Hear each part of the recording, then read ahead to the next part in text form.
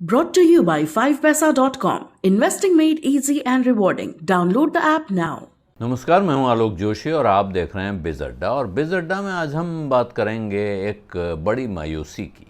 बहुत से लोग मायूस हैं, बहुत परेशान हैं, तकलीफ़ में हैं। उन्हें लग रहा था बहुत कुछ मिलेगा, लेकिन एक शेर की दूसरी लाइन है, आई बरसात तो बरसात ने दिल तोड़ दिया। तो वो दिल कैसे टूटा है, इसकी कहानी पर चलूँगा, लेकिन उससे पहले आपको याद दिला दूँ कि 5 पैसा आपके लिए एक एक्सक्लूसिव ऑफ़र लाया है। 5 पैसा में खोलिए अपना डीमैट और ट्रेडिंग अकाउंट, जिसके ज़रिए अगर आप किसी भी आईपीओ में अप्लाई करते हैं और यूपीआई मैंडेट देते हैं, तो लिस्टिंग के बाद उस कंपनी के शेयर्स में ट्रेडिंग करने पर जो ब्रोकरेज लगती है उस पर आपको मिलेगा 2000 रुपये तक का कैशबैक। ये ऑफ़र शेयर्स की लिस्टिंग के 15 दिनों तक ही वैलिड होगा, तो देर मत कीजिए, डाउनलोड कीजिए 5 पैसा ऐप डाउनलोड करने के लिए जो लिंक है वो डिस्क्रिप्शन बॉक्स में दिया गया है। वहीं नियम और शर्तें पढ़ लीजिए। और विज्ञापन खत्म हुआ, अब वापस आते हैं। आई बरसात तो बरसात ने दिल तोड़ दिया। तो कौन सी बरसात आई? इस देश का सबसे बड़ा आईपीओ आया था अभी कुछ समय पहले, आपको याद होगा, एलआईसी का। लेकिन एलआईसी के आईपीओ में पहले तो बहुत से लोगों ने अर्जी नहीं लगाई।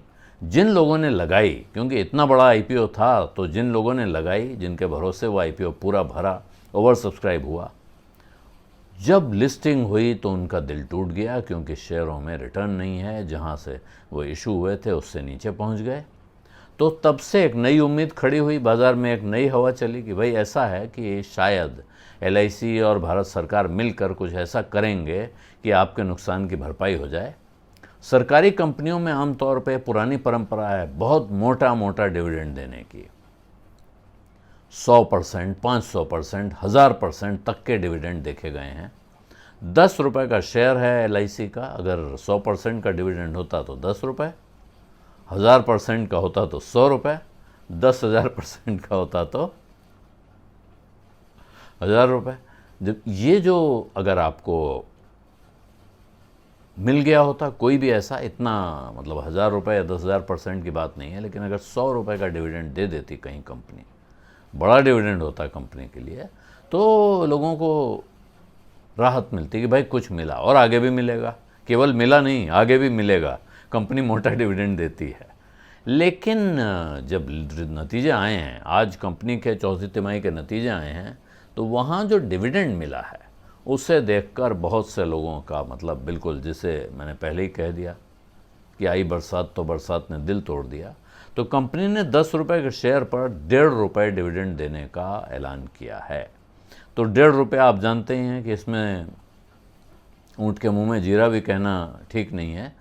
जिस भाव पे ये शेयर इशू हुआ है उसके ऊपर 1.5 रुपये, 10 रुपये के शेयर पर 1.5 रुपये मत देखिए।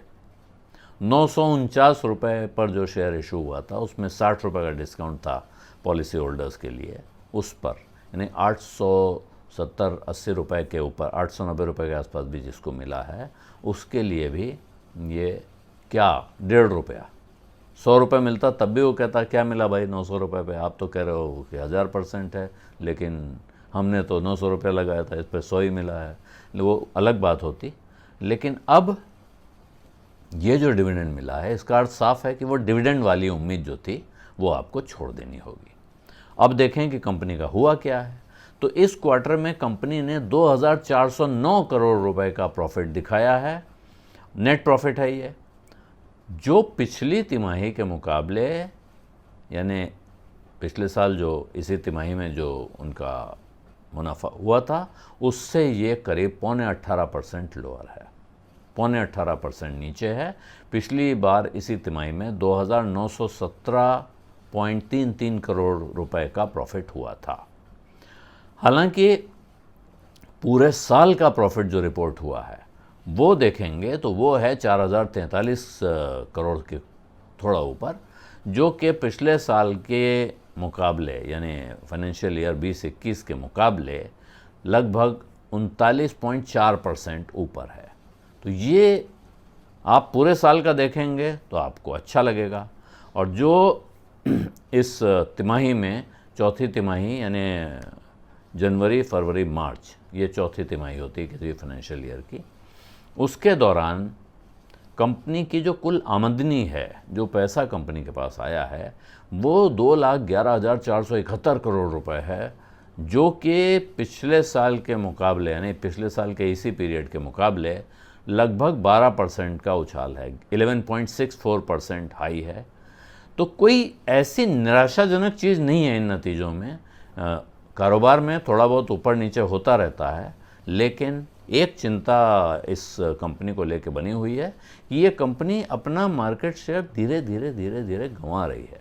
अब जिस कंपनी के पास 100% मार्केट शेयर था, उसके सामने मुकाबला आया है, 4 कंपनियां मुकाबले में प्राइवेट कंपनियां हैं, तो वो कुछ हिस्सा तो लेंगी। आज भी LIC देश का सबसे बड़ा लाइफ इंश्योरर है, इसके बावजूद प्राइवेट सेक्टर की कंपनियां बढ़ रही हैं और वो इसके हिस्से में सेंध लगा रही हैं लगातार। ये एक चिंता बनी हुई है।